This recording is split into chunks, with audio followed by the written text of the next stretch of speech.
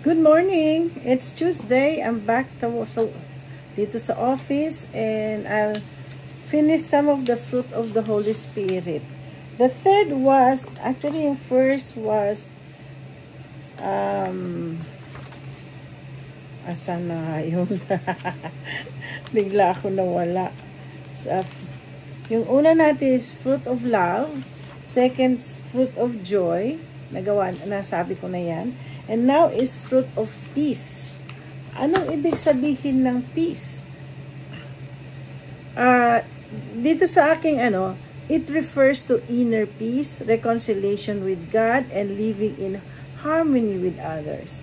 So sabi dito sa meaning of peace, the Hebrews and Greek term, the Hebrews word for peace is shalom. Kaya di ba pag yung narinig shalom, pag sinasabi shalom, peace, which encompasses completeness, welfare, and harmony in Greek. Okay? Medyo natin at medyo yung aking So, a meaning ng peace is sa spiritual significance. Peace is seen as a gift from God, reflecting His desire for His people to live in harmony with Him and with each other. It is closely linked to the person of Jesus Christ, referred as the Prince of Peace in Isaiah verse 9 and 6. Then manifestation in life was, ito na naman tayo, inner peace. The fruit of peace manifests as inner calm and assurance, even amidst life's challenges. Philippians 4 verse 6 to 7 encourages believers to present their worries to God, promising that His peace will guard their hearts and minds.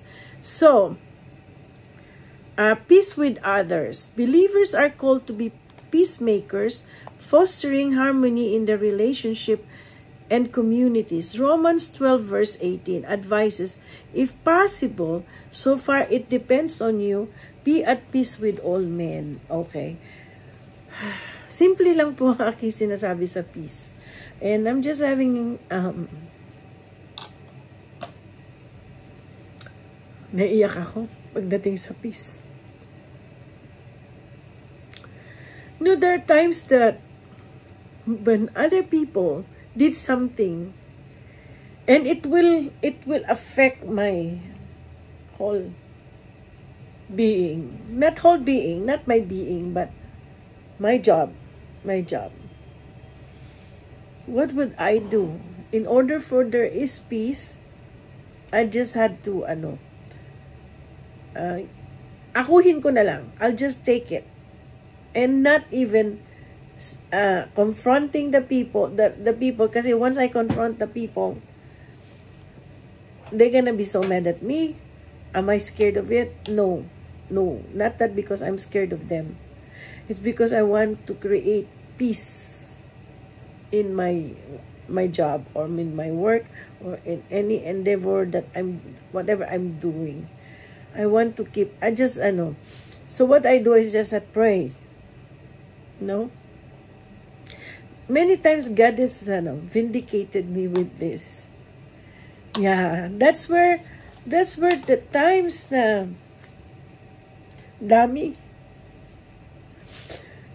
ang dami pong nangyayari sa so with the world right now, how can we attain peace when there are already so much like the shooting, wars, violent crimes, vicious arguments, downright hatred? How can Christians show peace? Yeah, how can that's what I'm showing. It's so, I know, I've been praying for a very harmonious, kasi ang unang-unang sinabi dito sa peace is harmony with others. Harmony with others. Well, one time ko lang sasabihin yung nangyari. Kaya lang nangyayari is ako po yung nagkakaroon ng problem. So ginagawa ko sa Lord, give me wisdom. So God is also good that sometimes He gives me wisdom. That's why kung ano man nangyayari na ano ko, tawag to call this, na I tried to solve it according to God's wisdom. Okay. I'm not confronting others because gusto mo awayin, kasi ginawa mo to, you did this one, you did this because I draw again. No, I'm not doing that. So, the biblical concept of peace in Greek is inclusive of life without conflict, as well as wholeness and harmony with God and others. A life of peace is safe, secure, both physical and mentally. So, paano gagawin ng isang Kristiyano at alam mo na sa iyong Panginoon? Ganun po ginagawa ko, pinagpre-pray ko na lang, and I'll ask God's wisdom.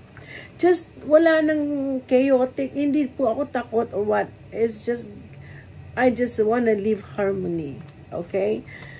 And the mind governed by the flesh is death, but the mind governed by the Spirit is life and peace, which is Romans 8:6. Peace results from allowing the Holy Spirit to work in our hearts and minds. And that's what I'm doing. When we have peace, we are free from fear and worry about finances. Okay? Our safety, our salvation, and our eternal life. The fruit of the Holy Spirit is seen in the peace that comes even when our circumstances are far from tranquil. Jesus encouraged his followers in John 16 verse 33, I have told you these things, so that in me you may have peace. In this world you will have trouble, but take heart, I have overcome the world. So, yun ang promise ng Lord sa akin. Alam mo, yun ang inaano ko is to overcome the world. Hey, kaya nga po, when there's, ayaan nyo na po ako bakit ako naiiyak kasi many things happened to me, but I kept things in harmony. Okay? I used to be in my old self. I confront people. Okay? I blame them. So, God is so good that He gave me a wisdom to keep things, so that if something happens, I have something to pull down. And so happen na, I love comparing sa job ko kasi I love to compare things from the past, and this one hindi ko maano, lalo na pag muntik na napunta pa sa yung mga na-scan doc ko, napunta pa sa sa trash. Mabuti pwede pang i-retrieve. So at least na-solve ko yung problem and just praying to God. So ngayon, every time I do taxes, pinagpipray ko that God will give me wisdom on how I can finish my job. Na minsan, mahirap kasi wala kang makakapa, no? From the past. Kasi kailangan ko yung past ko in order to compare the new one that I did, yung para makita mo, ganito pala nagawa, ganito nga. Kaso nga po, na-erase po yung last year ko. So, ayoko na maging confrontational, so I just pray and ask God's wisdom. If something happens to you this way, minsan nga, pero hindi naman po sinasadya yun. Hindi sinasadya. It just happened na nawala. So, mabuti, meron pa may scan, na-scan namin. Kaso, ang problema ko, hindi po na-scan yung mga malalaki kasi ganyan kakapal ang mga papers. Hindi ko alam kung yung nag-i-scan document sa akin, go through. Yun ang di ko alam.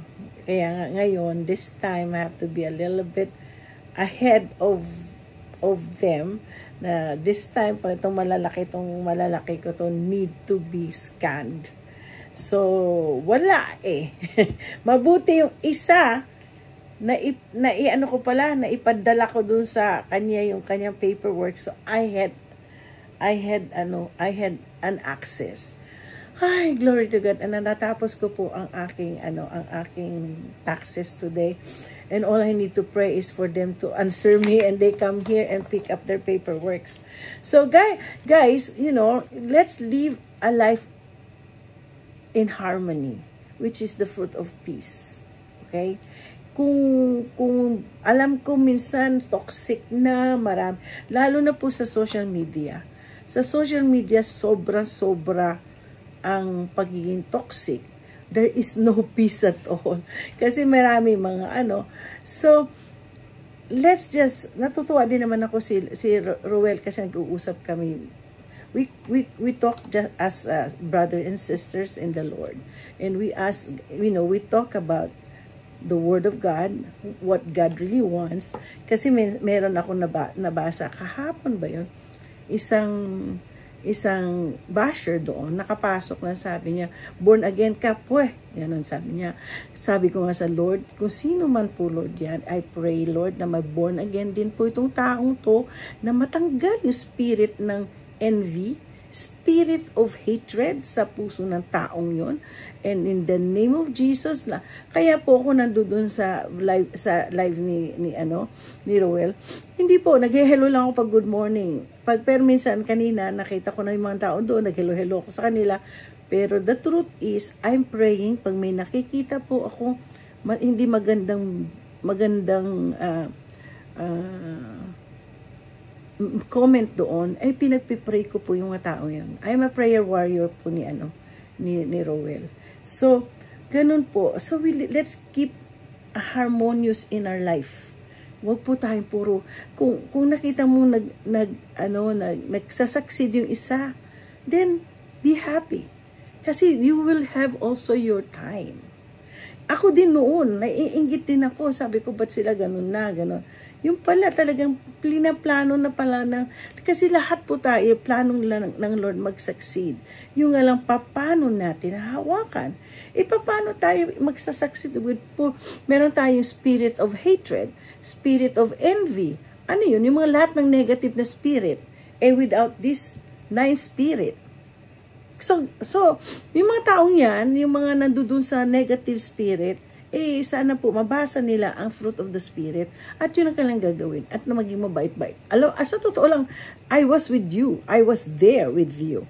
And now I found the truth, which is the fruit of the Spirit, which is you have to live in peace in your life.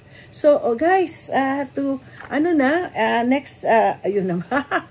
Ang next topic ko tomorrow is fruit of patience. Diyan po ako talagang tinuruan ng Panginoon. Patience. Kasi dati impatient po ako. Kasi alam niyo bakit? Mayroon pa, I don't know, tawag ng kapatid ko, may ADHD ako. Hindi ako mapakali sa isang bagay. So, abangan niyo yung fruit of the Spirit. For now, we just had fruit of peace. So, don't forget to like and subscribe and share this. Baka may ibang tao dyan na who wants to have peace in their life and have their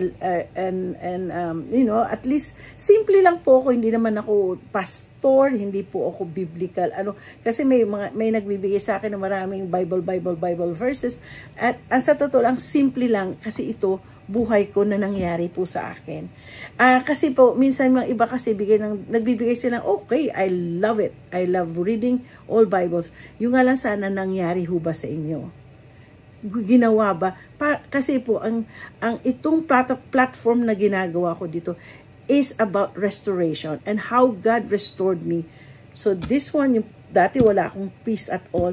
God changed me. God taught me how to be peaceful. Prayer. Ask for God's wisdom kung ano ang dapat mong gawin so that you will have a harmonious life. And lahat po sana, pinapanalangin ko lahat po tayo.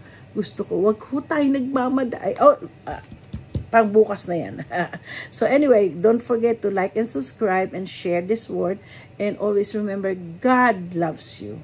Okay? Babush.